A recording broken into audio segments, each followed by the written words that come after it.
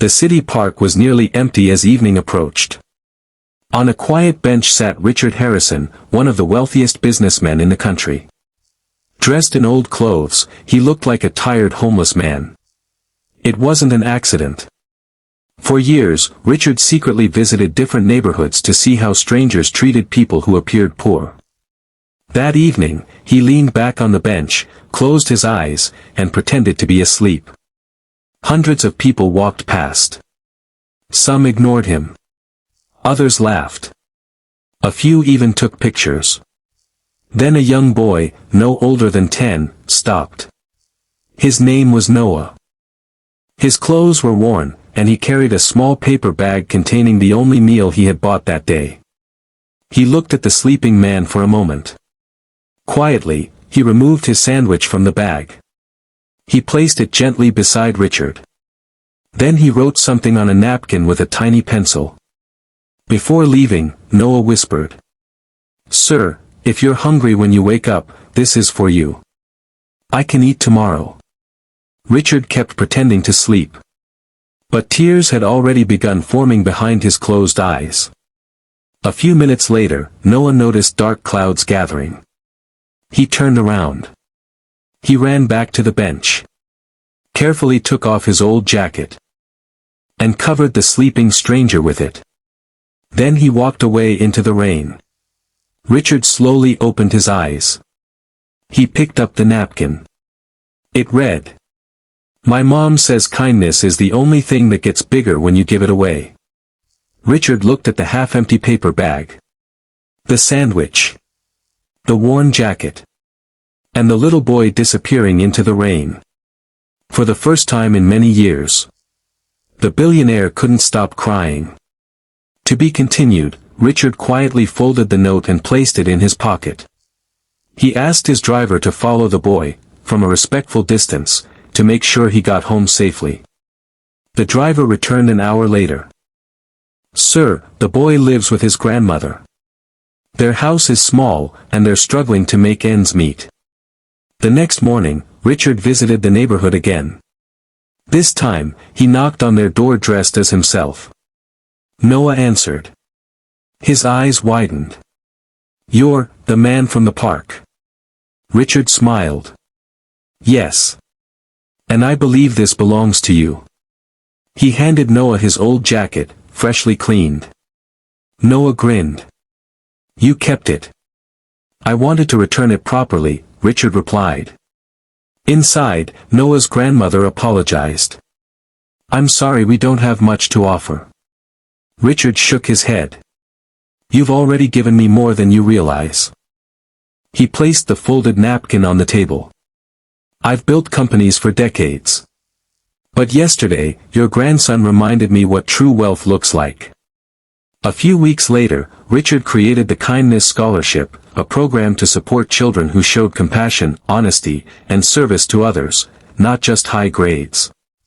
Noah became its very first recipient. At the ceremony, a reporter asked Richard, "Why choose this boy?" Richard smiled. "Because he shared the only meal he had with someone he thought was hungry. He expected nothing in return." Then the reporter asked Noah, "If you had known he was a billionaire, would you have done anything differently?" Noah shook his head. "No.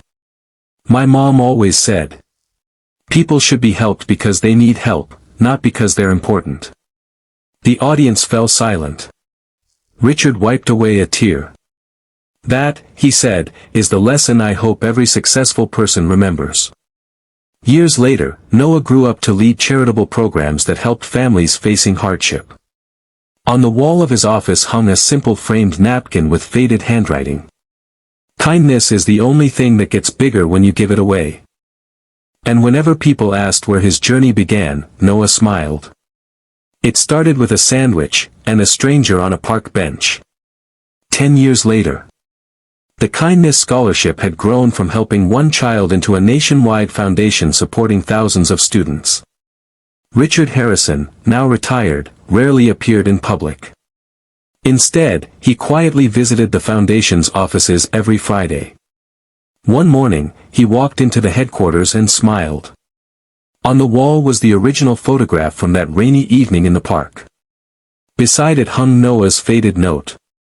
Just then, the front desk received an unexpected visitor. A frightened young girl stood holding her little brother's hand. "We're looking for help," she whispered. "Our mom lost her job." Noah, now the foundation's executive director, immediately invited them inside. "Have you had lunch today?" The children shook their heads. Noah smiled. "Let's fix that first." Richard watched silently from across the room. The scene reminded him of another hungry child many years ago. After the children had eaten, Noah contacted local community organizations that could assist the family with food, temporary financial support, and school supplies. As they prepared to leave, the little girl asked, "Why are you helping us?" Noah smiled. "Because someone once believed in me when they didn't have to." Richard quietly wiped away another tear. Later that evening, the foundation held its annual awards banquet.